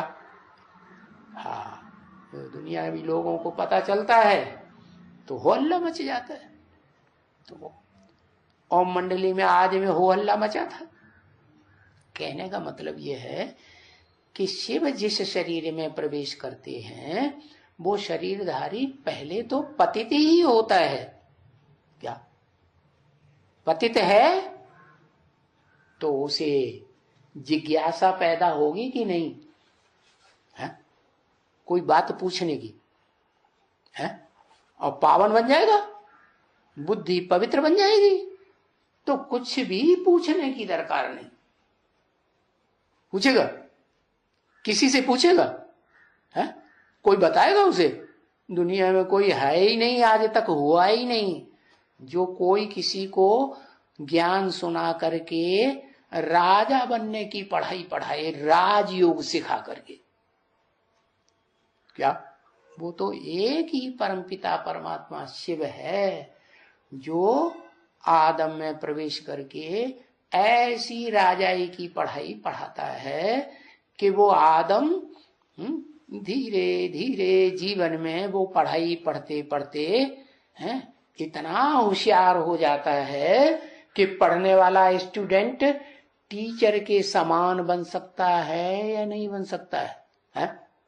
इसलिए शिव बाप उस बच्चे को समझाते हैं, बच्चे मैं तो त्रिकालदर्शी हूं, लेकिन तुम बच्चे तो प्रैक्टिकल में मास्टर त्रिकालदर्शी बनते हो। माने मैं तो थ्योरी ही सुना सकता हूं है, लेकिन तुम उस थ्योरी को प्रैक्टिकल जीवन में ला करके राजयोगियों के राजा अर्थात योगीश्वर बनते हो। तो शास्त्रों में उन्होंने 2-2, 3-3 योगीश्वर योगी राज दिखाई दिए। दुनिया में योगियों का राजा, योग सिखाने वाला एक होगा या अनेक होंगे? है? एक ही होगा ना। उन्होंने एक सनत कुमार को योगीश्वर दिखाई दिया। कहते हैं कि ब्रह्मा ने जब सृष्टि रची तो 4 धर्म के 4 बीज है, सनत सनातन सनंदन सनत कुमार, इनको जन्म दिया। रामायण में उनको राम लक्ष्मण भरत शत्रुघ्न ये 4 नाम दे दिए। और सनत कुमार को कहा कि वो बड़े ज्ञानी थे और बड़े योगी थे, योगीश्वर उनको टाइटल मिल गया। अरे योग का ईश्वर तो सबसे ऊंचा हो गया ना। फिर शंकर को भी क्या योगीश्वर की उपाधि मिली हुई है, और फिर कृष्ण को भी 16 कला संपूर्ण कृष्ण नारायण को भी योगीश्वर की उपाधि मिली हुई है। तो देखो 3-3 योगियों के ईश्वर दिखाई दिए। जैसे आज की दुनिया में जगत गुरु शंकराचार्य। अरे भाई जगत के गुरु पूछे तब बता, जब जो जगत के गुरु जो सारे जगत का गुरु होगा वो एक होगा, सारे जगत को पढ़ाई पढ़ाने वाला के ढेर होंगे। उन्होंने जाने कितने शंकराचार्य बन गए। पहले शंकराचार्य, आद्य शंकराचार्य ने तो आज से 1200 वर्ष पूर्व भारत के 4 कोनों में 4 मठ स्थापन किए और 4 गद्दियों में 4 शंकराचार्य बनाए। आज तो गांव गांव में शहर शहर में शंकराचार्य जगत गुरु बने, जगत गुरु का टाइटल लेकर के बैठे। तो क्यों ये घपला क्यों हुआ? ये घपला इसीलिए हुआ कि आत्मा सो परमात्मा समझ लिया। क्या इसकी शूटिंग कहां होती है? कौन शूटिंग पहले करता है? बताओ बताओ, एक अक्षर लिखो। आदम मनुष्य है ना, नर है ना, नर नरक बनाने की शूटिंग करता है। या दुनिया का जन्म मरण के चक्कर में आने वाली कोई भी मनुष्य आत्मा हो जो इस सृष्टि रूपी रंगमंच पर आती है, उसको वापस जाने का रास्ता, आत्मलोक जाने का रास्ता, अर्श में जाने का रास्ता है, अल्लाह के पास जाने का रास्ता नहीं मिलता। वो आत्मा इसी सृष्टि पर जन्म मरण के चक्र में आती रहती है। इसीलिए दुनिया की आबादी बढ़ती रहती। क्यों? क्योंकि पुरानी आत्माएं भी जन्म बाई जन्म चक्कर लगाती चली जा रही हैं, जन्म लेती चली जा रही है, और ऊपर से उतरने वाली और ढेर की ढेर आत्माएं ज्यादा से ज्यादा उतरती चली जा रही हैं। कि कम उतरती हैं और ज्यादा उतरती हैं। तो दुनिया की आबादी बढ़ेगी घटेगी? हिस्ट्री उठा के देख लो 2500 साल की, लगातार आबादी बढ़ी है या घटी है? कभी भी नहीं इस दुनिया की आबादी घटी। एक देश में अकाल पड़ जाएगा, एक देश में कुछ भी महामारी आ जाएगी, कुछ भी हो जाए, लेकिन दूसरे देशों में ज्यादा आत्मा जाकर के पैदा हो जाती है। दुनिया की आबादी कभी भी घटती नहीं है, सदैव बढ़ती है। और ये परंपरा सतयुग के आदि से ही चल रही है, जबकि देवात्माएं 16 कला संपूर्ण थी। तो देखो, समझ में आया ना कि इस दुनिया में जो भी आत्माएं उतरती हैं अर्श से, आत्मलोक से, सुप्रीम एबोर्ड से, परम धाम से, वो निकलने का रास्ता उनको नहीं मिलता। प्रकृति उनको सत्य से रज, रज से तामसी बनाती है, जड़ प्रकृति। बहुत पावरफुल चीज हुई कि नहीं? हाँ, उससे जास्ती पावरफुल दुनिया में और कोई हस्ती नहीं। लोग समझते हैं 5 जड़ तत्व हैं, उनका संघात ही प्रकृति होगी। नहीं, जैसे सूरज चांद सितारे हैं, और जो धरती है, और जो समंदर है, पर्वत हैं, नदियां हैं, पोखरे हैं, तालाब हैं, ये सब जड़ हैं। ऐसे ही शास्त्रों में उनका पर्सोनिफिकेशन दिखाया हुआ है, समझा? व्यक्तित्व दिखाया हुआ है। लोग नहीं जानते हैं, इस बात को न टैली कर सके। विदेशी शास्त्रकारों ने आकर के भारत के शास्त्रों का आलोड़न किया, और उनकी बुद्धि शुद्ध थी तो उन्होंने ये शब्द लगाया है, पर्सोनिफिकेशन इस नदी का हुआ है, हाँ, इस पौधे का पर्सोनिफिकेशन हुआ है, इस समंदर का पर्सोनिफिकेशन हुआ। ऐसी बातें बोली, लेकिन यहाँ के जो जट बुद्धि शास्त्रकार हैं, ऋषि मुनि सन्यासी हैं, बड़े बड़े विद्वान पंडित आचार्य, वो इन बातों को मानने के लिए तैयार ही नहीं। तो वो तो समझते हैं नहीं, वो जो सूर्य है वही भगवान है। हाँ, उसको सवेरे को उठ करके जल चढ़ाना चाहिए, गंगा जी का जल, नमस्कार करना चाहिए। अरे भाई, जड़ को नमस्कार करने से कुछ फायदा होगा? नमस्कार करने का मतलब ये थोड़ा ही कि हाथ जोड़ दिए, सर झुका दिया तो नमस्कार हो गया। नमस्कार का मतलब ये है नमः माने झुकना। क्या?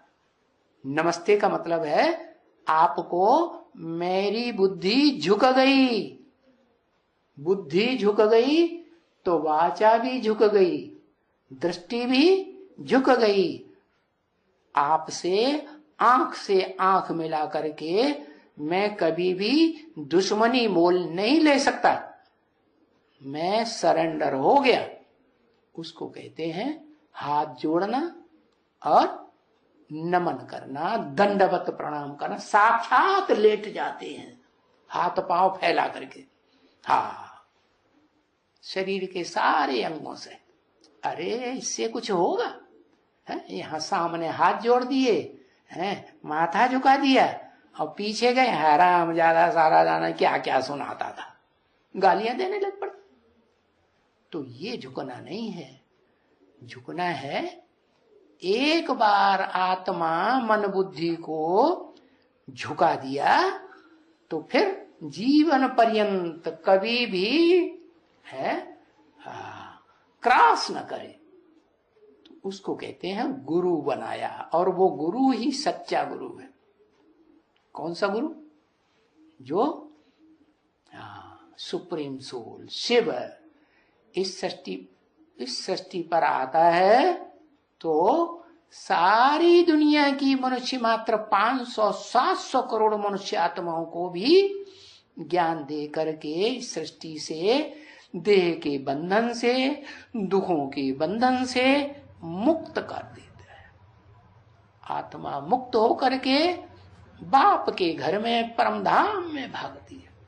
हाँ, जो श्रेष्ठ ते श्रेष्ठ आत्माएं सृष्टि रूपी रंगमंच की हैं, क्या, जो सतयुग के आदि में, आदि नारायण के राज्य में, जिन्हें कहा जाता है विष्णु का राज्य, विष्णु लोक, बैकुंठ, जन्नत, पैराडाइज है, उसमें जो थोड़ी सी आत्माएं राजयोग सीखने वाली होती हैं, परम पिता परमात्मा दोनों कंबाइंड हुए ना, परम पिता शिव और परमात्मा जो परम पाठधारी, हीरो पाठधारी आदम बनता है, वो दोनों मिलकर के इस सृष्टि पर जो धर्म स्थापन करते हैं उसको कहते हैं सत्य सनातन देवी देवता धर्म। लेकिन सनातन धर्म वाले भूल गए कि देवी देवता भी हम थे। पुरानी बात हो गई ना, 2500 साल पुरानी, तो वो देवता देवी देवता शब्द नहीं लगाते, सिर्फ क्या कहते हैं, सनातन, सत्य सनातन धर्म। देखो ये कैलेंडर टंगा है ना, हाँ, ये जो इसमें लिखा हुआ है, किसने बनाया, किसने छपाया, सत्य सनातन धर्म वालों ने बनाया।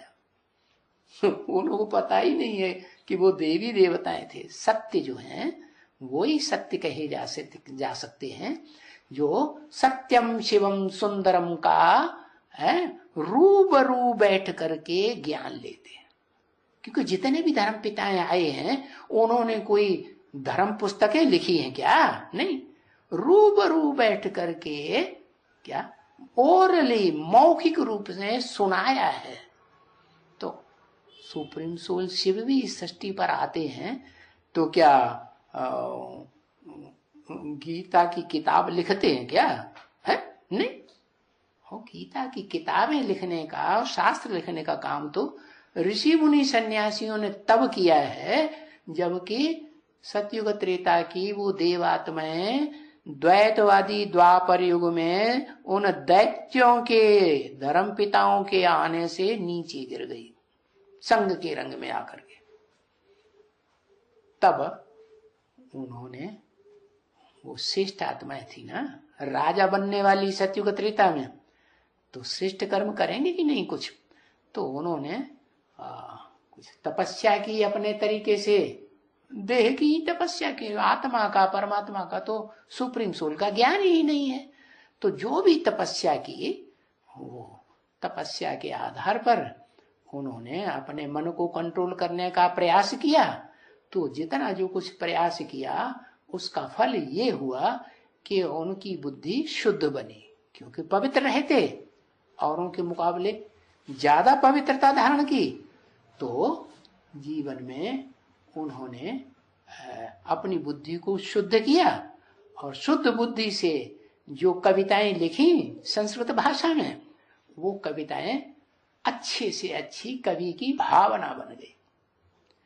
तो वो भावना आज शास्त्रों के रूप में है। हाँ, ये जरूर है कि पुराने जितने शास्त्र हैं उनमें सच्चाई है ज्यादा, और बाद में जितने शास्त्र बने उनमें तो जरूर नीचे ही उतरेंगे ना।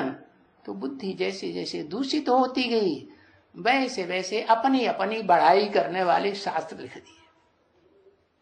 क्या जैसे रामायण लिखी तो वही त्रेता में जो राम वाली आत्मा 14 कला संपूर्ण थी, राजा ऊंचे थे ऊंचा, उसने रामायण लिख दी। कब की यादगार? वो ही यादगार उनकी बुद्धि में पड़ी हुई है, थोड़ी बहुत, पूरी तो यादगार नहीं हो सकती, क्योंकि महाविनाश कलयुग के अंत में जो होता है वो एक ऐसी बड़े से बड़ी घटना है सृष्टि रूपी रंगमंच की, थक गए, ऐसी बड़े से बड़ी घटना है कि जिसके बाद किसी भी आत्मा को जो परम धाम से वापस आती है एकदम क्लीन। क्या जैसे लिखा हुआ कागज और उसको कुछ ऐसी चीज लगाई जाती है और वो क्लीन पेपर बन जाता है। जैसे कोई पर्दा होता है, उस पे चित्र चित्रित कर दिए कपड़े पर और उसमें ब्लीचिंग पाउडर डाला, सब साफ सफेद। तो ऐसे परम पिता परमात्मा शिव जब आते हैं, इस सृष्टि पर पार्ट बजाते हैं, तो जो देहधारी मनुष्य आत्माएं हैं, देह के संग का रंग का जो लगाव लगा हुआ है ना, कितने रंग होते हैं? 7 रंग। हाँ, तो वो 7 रंग क्लीन, एकदम विष्णु की दुनिया का सफेद रंग बन जाता है। हाँ, तो अभी तो टाइम हो गया। ओम शांति।